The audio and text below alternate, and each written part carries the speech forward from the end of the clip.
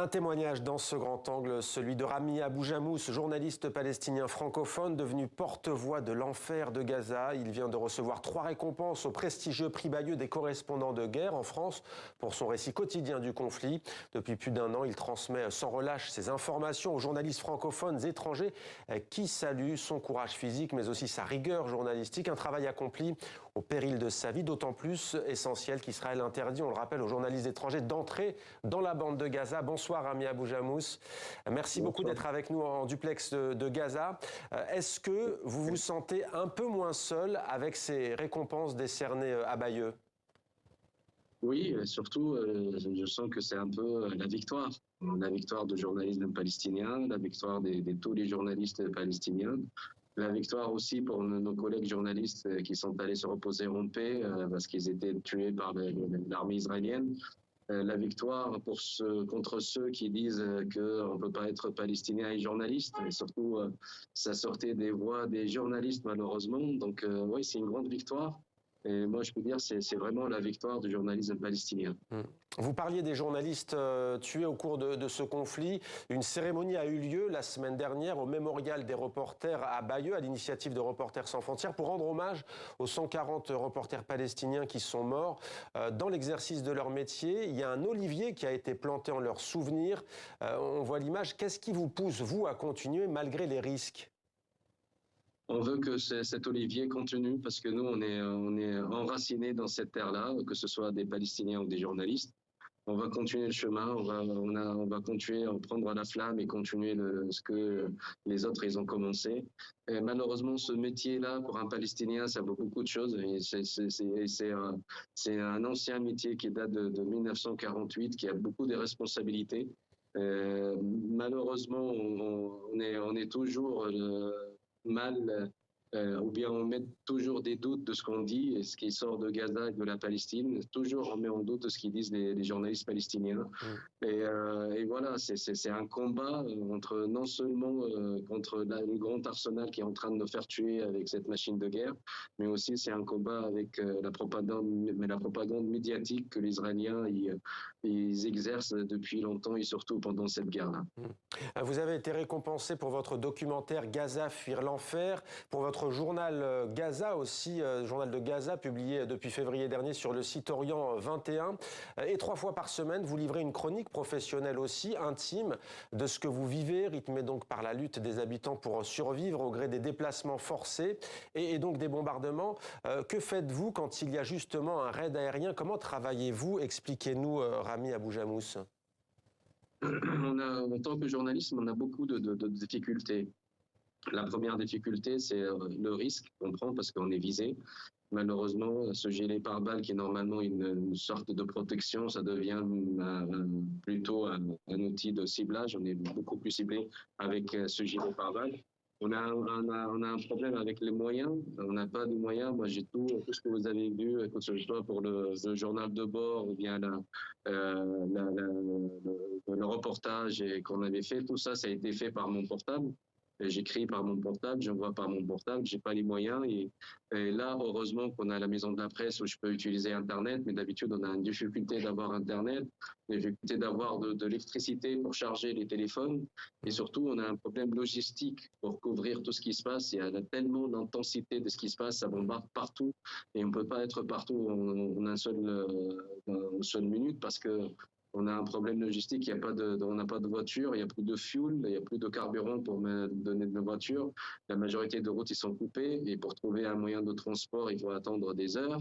Et donc, c'est très, très, très compliqué notre travail. C'est pour ça qu'on était un peu divisé par ville ou bien par région. Il y a des journalistes qui sont toujours à Khan Younes, il y a des journalistes qui sont toujours à Deir el-Balah, il y a des journalistes qui sont toujours à Gazaville et au nord. Et comme ça, chacun il essaye de couvrir l'endroit où il est, parce qu'on ne peut pas être à plusieurs places en un seul moment.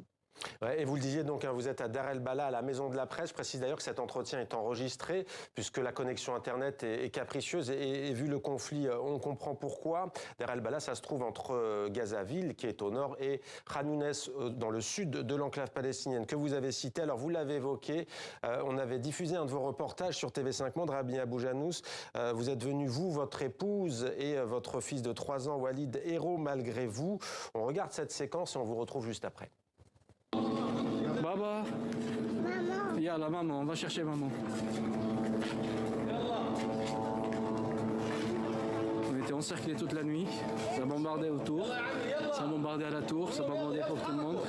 Notre voisin, il était bombardé tout de suite. خافوش خافوش على اليمين تعال يا حاج حاج على اليمين يا حاج خافوش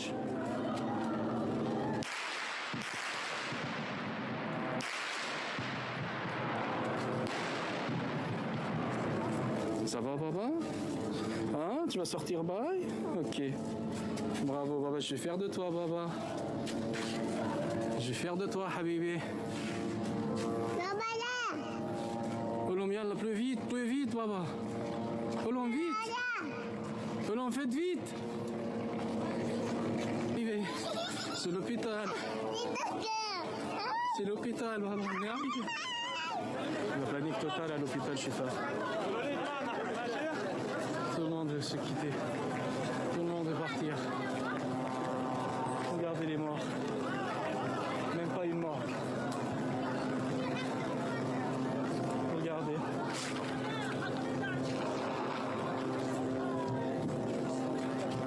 Regardez, tout le monde est en train de partir. Ça tire partout. Gaza est tombé. Gaza est tombé. Gaza est tombé. Nous sommes ce jour-là, le 11 novembre 2023. Rami Abou-Janous, ces scènes qu'on vient de voir, vous les avez déjà vues en 2009, 2012, 2014, 2021, dans des précédentes guerres entre le mouvement palestinien Hamas et l'armée israélienne. Qu'est-ce qui est différent cette fois-ci, selon vous, dans ce conflit précis entamé le 7 octobre après les attaques du Hamas sur le sol israélien? Qu'est-ce qui est différent? Qu'est-ce qui a changé, selon vous? À chaque fois, on a vécu plusieurs guerres comme vous venez de le dire, mais à chaque fois, on dit il n'y a pas pire, le pire arrive. Et là, c'est 2023-2024, c'est du jamais vu. C'est un tremblement de terre qui ne fait pas la distinction entre un bébé, même un fœtus, dans le ventre de sa maman, entre des femmes, des enfants, des vieux. Et il n'y a pas de distinction, c'est juste une vengeance aveugle de ce qui s'est passé le 7 octobre. Et cette vengeance aveugle, malheureusement, fait de sorte qu'ils veulent tout détruire. Les Israéliens, ils veulent détruire Gaza, et non seulement les habitations, les arbres, même l'histoire de Gaza. Ils ont bombardé les sites archéologiques, les musées, les universités, les écoles, les jardins d'enfants, les infrastructures, tout. Et là, ils sont en train de détruire l'homme. En vivant avec ces moments d'humiliation, on ne peut pas supporter l'humiliation. Et les Israéliens, ils savent très bien que ce qui nous reste de tout ça, c'est la dignité. Et là, ils sont en train de toucher notre dignité. Ils veulent qu'on vive dans l'humiliation pour que, à la fin, on va dire, on ne peut pas vivre dans cette terre parce qu'on est humilié, on va partir d'ici. Et c'est ça qu'ils cherchent. Depuis le premier jour de la guerre, c'est la bombe atomique. C'est ce qui est passé, c'est un peu Pearl Harbor. Après Pearl Harbor, c'est la bombe atomique. Et ils veulent que les 2,3 millions de personnes palestiniennes de Gaza sortent de Gaza. Et là, ils sont en train de faire ça petit à petit parce qu'ils veulent prendre le terrain et annexer Gaza à Israël et aux autres colonies. Ils veulent nous faire partir d'ici. Et c'est pour ça, la vraie cible, c'est la population. Alors des mots très forts, Rami Abou-Janous, que vous proférez là. Une question tout de même, c'est vrai que c'est un des rares conflits, voire le seul au monde, où les civils justement ne peuvent pas partir. Mais que vous disent les Palestiniens autour de vous, celles et ceux qui sont endeuillés depuis un an maintenant? Quel est, si on peut parler ainsi, l'état d'esprit de la population qui vit pour la plupart dans des tentes? Et vous dites d'ailleurs vous-même qu'avoir une tente aujourd'hui est un luxe. Quel est le quotidien? Quel est l'état d'esprit de ces familles autour de vous à Deir el-Bala? C'est la fatigue. Les gens, ils sont épuisés de vivre dans cette tournade, ce mixeur entre la peur, l'angoisse, l'humiliation, le manque de tout, le manque de la nourriture, le manque d'eau, le manque d'un toit, le manque de la protection. On est juste, on vit sous une tente, c'est vivre, c'est juste un bout de tissu Ouais. qui couvre rien. Au contraire, c'est un sauna l'été et c'est l'inondation l'hiver. Dans la boucle Il faut- WhatsApp avec laquelle vous communiquez, il y a essentiellement des journalistes, il y a aussi des humanitaires, il y a 160 personnes qui tous les matins attendent que vous disiez je suis vivant, je suis en vie. Il y a bien entendu parfois de l'espoir, on verra tout à l'heure quel est peut-être cet espoir. Il y a aussi de la colère. À qui en voulez-vous?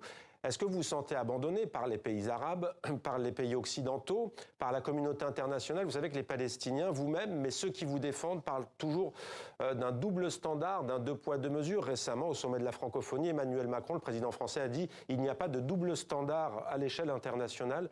Quel est votre sentiment, votre pensée à ce sujet? Tout ça, c'est pas nouveau. Nous, les Palestiniens, on se sont abandonnés depuis 1948, depuis que l'occupation israélienne, la création d'État d'Israël. C'est pas nouveau, que ce soit nos frères arabes, musulmans, des pays occidentaux, par le monde entier. Et je parle toujours des pouvoirs, je parle pas de la population, parce que les populations, surtout aujourd'hui, ils sont bien clairs, ils ont compris ce qui se passe et ils sont plus. Regardez ce qui s'est passé pendant cette année dans les universités, très prestigieuses, et dans la rue, dans les manifestations. Donc les gens, ils voient ce qui se passe, et ils réagissent avec ce qui se passe. Mais avec les chefs d'État, nous, on se sent tout le temps abandonnés. On n'a jamais demandé de l'aide des chefs d'État parce qu'on sait très bien leur rôle et on sait très bien leur position. Mais moi, ce qui me rend triste et qui fait de la peine, c'est l'humanité. Comment ces gens-là, ils sont en train de perdre leur humanité? Comment un chef de gouvernement, il peut rentrer chez lui et voir son petit-fils alors qu'il a vu les images, comment nous, on est déchiquetés, comment un parent, il porte les quelques chairs de son fils qui restent et il le met dans un sac en plastique pour l'enterrer, comment des familles entières, ils sont bombardées, comment on ne trouve pas un bébé qui est en train de, au lieu d'être à l'école, il est en train de prendre un jerrycan pour chercher de l'eau.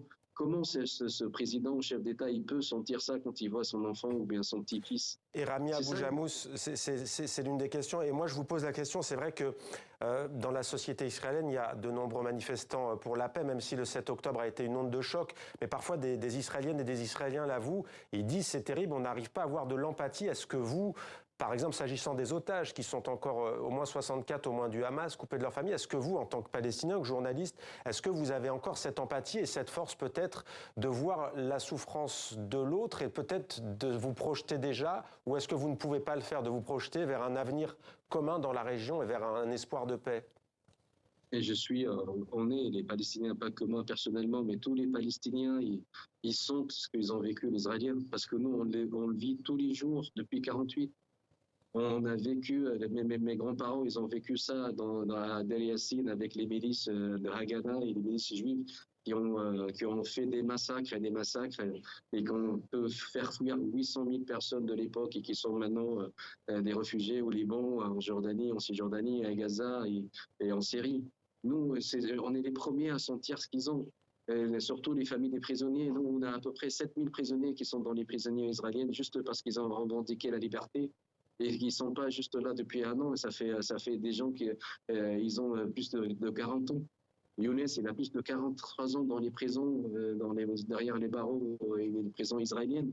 Alors Israël rappelle aussi qu'il y a des prisonniers qui ont commis, Rami Abou-Jamous, des attaques aussi, mais il y a effectivement notamment des enfants, on le sait aussi, qui sont détenus dans les prisons israéliennes. Alors, vous n'êtes pas né à Gaza, que représente pour vous ce territoire? Au fond, vous ne regrettez pas d'y être, malgré les affres de la guerre?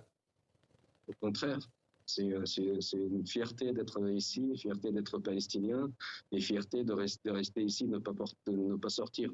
Pour moi, ma façon de résister, parce que moi je ne suis pas trop pour la résistance militaire qui est légitime contre une occupation, mais c'est juste, il faut être sage et ne pas affronter un lion avec juste un bâton.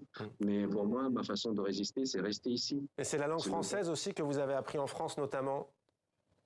Pardon? C'est aussi la langue française qui vous permet d'écrire et d'informer tous les jours, que vous avez appris en France, il me semble, quand vous étiez étudiant. Bien sûr, moi j'ai passé 2 ans en France et c'est là où j'ai bien appris le français. Et justement parce que je profite de ce don ou bien cette option de parler français pour transmettre tout ce qui se passe au monde de francophones et d'essayer de transmettre la réalité telle qu'elle est.